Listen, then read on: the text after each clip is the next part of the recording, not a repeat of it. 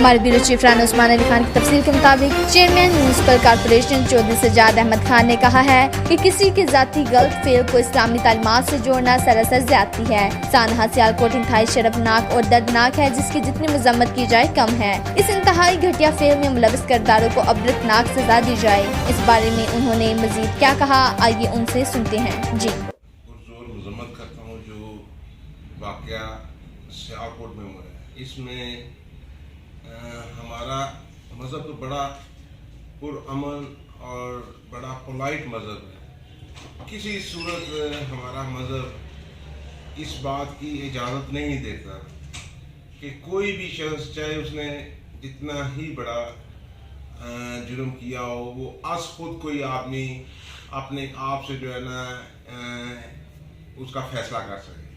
ہمارا مذہب اس کی اجازت نہیں دیتا۔ یہ جن لوگوں نے بھی کیا ہے ان کا ذاتی فعل ہے، اس کا مذہب کے ساتھ کوئی تعلق نہیں ہے۔ ہمارا مذہب ایک مکمل ضابطہ حیات ہے، خوبصورت ترین ہمارا دین ہے۔